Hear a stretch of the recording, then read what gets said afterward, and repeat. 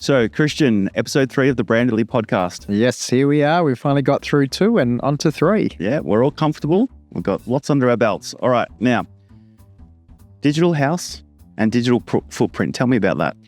Yeah, so the digital house and digital footprint, another word you could use is impressions for the footprint side of things, but the house is really about the avenues or the platforms that are used for your clients to be able to see you as a business, okay? So in general business terms, we'll talk about a physical house and we'll also talk about a digital house.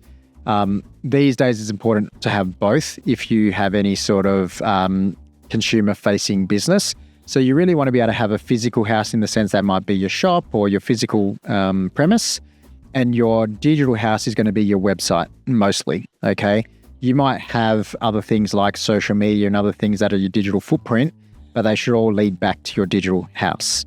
And your digital house is where all of your information is contained and that you have that in a really good place. So again, the website is a really, really critical component to any business and to ensure that your digital house is set up in a way that your clients can get back to it. Does that make sense? It does make sense to a degree. Why is it important to have a digital house as opposed to an apartment block? So ultimately, you need to be able to come back to one place, right? The reality is there's no platform out there that's going to give you the full, or give your clients, more importantly, the full package that a house can offer, like your website.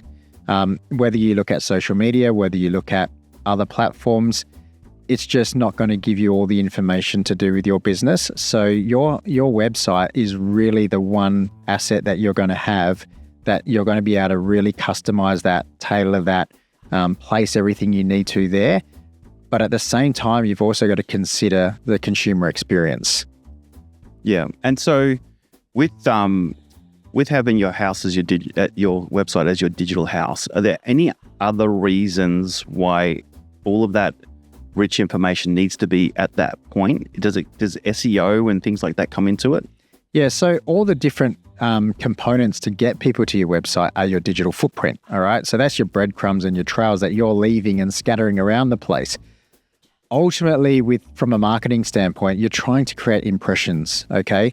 I think there's some research done. How many impressions do you think an average consumer has these days? So I just want to clarify what that means. So if you think about the average human moving around each day, scrolling on their phone, seeing all the images there, seeing billboards, watching TV, seeing commercials, watching shows, how many impressions do you think we consume per day? Well, being kind of in the same industry, I may have an idea, but I still think I'm going to shoot low, like 1,200. I'd go up. I think it's about 3,500 on average impressions. Okay, so again, it's with this conversation, we talk about influencers versus a business, because an influencer might say, oh, well, I need to put unique content out there, right? And so they're looking at unique content because what they're trying to achieve is completely different, right? Their digital house for them might be their social media platform. But again, all you're going to get from that platform is the content you're able to place in there, which we know is not as flexible as a website, for example. But if you're a business and you're trying to get a message across, having publish one piece of content and saying, oh, well, I already published that, so I can't do that again. You're going to be one of 3,500 impressions that day for one person that you're trying to reach, okay? So what's the likelihood that the whole audience you're trying to hit, in where your market opportunities are, how many people do you think are going to see that content if you just put it out there once and then think, oh, well, I already did that, I can't do it again? Yeah, and also, like, what's the quality? Like, does the quality matter, the quality of the interaction? Well, the quality is always going to be about, again, your business, your customers, and are you hitting the mark or the objective with the creatives? And again, for Brandly, that's where we really try to strategize and emphasize what we're looking to achieve and make sure that the content we produce is quality, more in the sense of engaging with the target audience in the right way to drive an outcome or an action. All right. So there's a bit of an interpretation there.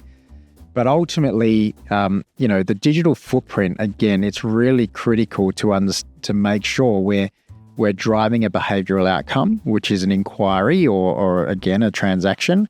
And most of the time these days, again, it's about multiple impressions. It's about making sure that the breadcrumbs with the digital footprint are laid out there, that we see that same message over and over and over. And sometimes you could call that subconscious, messaging. Absolutely, right? So if I'll use the analogy of AFL Grand Finals or the Super Bowl, right? And you can imagine how much it costs to do a TV campaign in those key periods, right?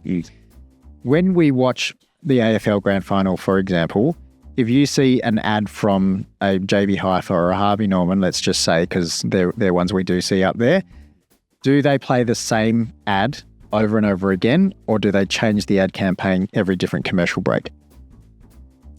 Actually don't know. I'm guessing it's the same ad over and over again. Yeah, it is. It's the same ad, right? Because your intent is to watch the footy, right? Your intent is to watch the game. But then the ad break comes on after every goal, right? The brand that's producing that content, we'll use JB Hi-Fi for this example, they're sitting there and giving you that commercial hoping that maybe you heard it was JB Hi-Fi, but you didn't capture any of what they were actually trying to provide you with content-wise or messaging-wise, right? But then the second time you hear it, maybe you're a bit more settled into the game now and you hear the ad again and you might have heard that it was a computer sale. Then the next time you heard it, you might have heard it was a computer sale and this was the deal. And then the fourth time you heard it, maybe you heard what the deal actually was. But again, by the end of the game, you're still focused on who won the footy, what was the result, and which mate you're going to hang crap on for the rest of the day or the rest of the week, right? So then what they're going to do is then follow up and make sure that same campaign comes up on your social media feed. And then that same campaign comes up on your email marketing, and that the same campaign is there when they come into your store. So how many impressions does it take through your digital footprints to actually deliver one outcome from one client? Right, yeah. Does that make sense? Yeah, it does make sense.